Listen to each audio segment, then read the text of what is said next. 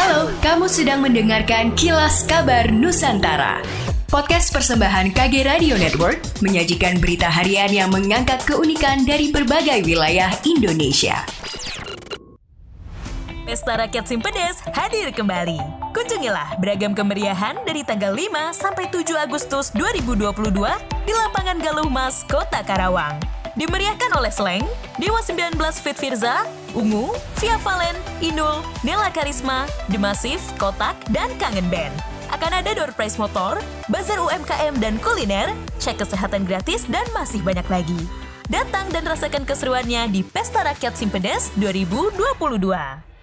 Andung Selor, Komandan Korem 092, Mahara Jalila bersama masyarakat dan pemerintah daerah Nunukan berhasil membuka jalan perbatasan yang diblokade di Kecamatan Krayan, Kalimantan Utara menuju Bakalan, Malaysia. Komandan Korem 092, Mahara Jalila, Brigjen TNI Rifki di Nunukan pada hari Selasa menyampaikan bahwa blokade sudah dibuka saat melaksanakan kunjungan kerja ke wilayah Kecamatan Krayan, Kabupaten Nunukan. Kunjungan kerja khusus melaksanakan mediasi dengan tokoh masyarakat serta aparat pemerintahan Kecamatan Krayan untuk membuka blokade jalan di perbatasan Republik Indonesia Malaysia yang menghubungkan Krayan dengan Bakalan. Sebagian warga yang memblokade jalan itu dengan tuntutan adalah dikembalikan sistem perdagangan tradisional Longmidang atau Krayan ke Bakalan atau Malaysia secara langsung seperti sebelum pandemi COVID-19 tanpa harus melalui satu koperasi yang telah ditunjuk oleh pemerintah Provinsi Kalimantan Utara.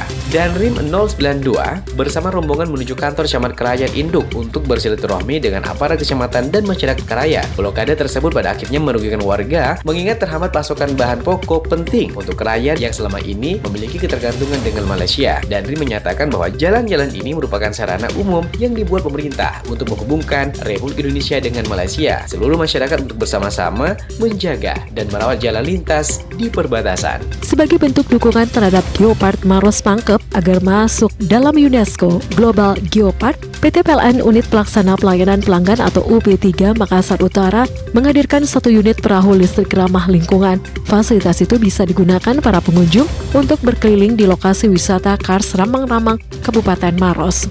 General Manager PT PLN Unit Induk Wilayah Sulawesi Selatan, Tenggara, dan Barat, Awaludin Hafid menuturkan pihaknya mendorong Geopark Maros Pangkep menjadi kawasan wisata hijau yang diakui dunia. Pihaknya menyiapkan perahu listrik berbahan fiber yang memiliki panjang 6,2 meter dan lebar 1 meter. Perahu tersebut bisa mengangkut sampai dengan 7 wisatawan.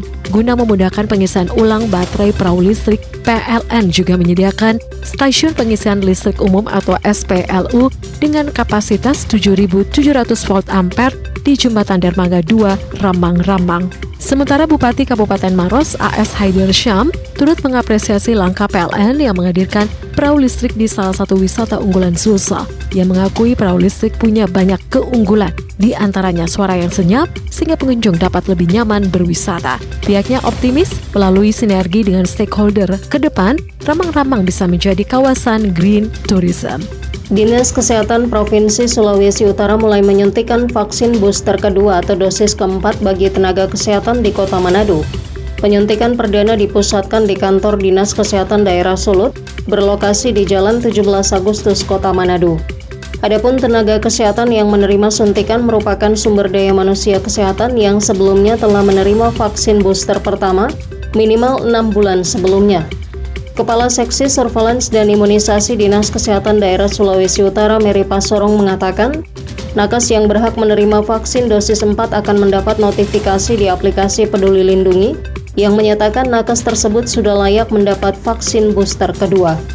Tenaga kesehatan yang hendak menerima vaksin booster kedua bisa mendapatkan layanan vaksinasi COVID-19 di pusat-pusat kesehatan milik pemerintah, termasuk di gerai-gerai vaksin yang tersedia.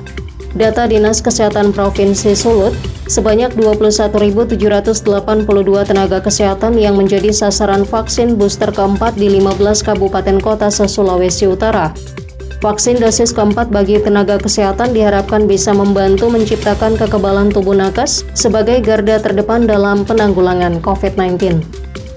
Demikianlah Kilas Kabar Nusantara pagi ini.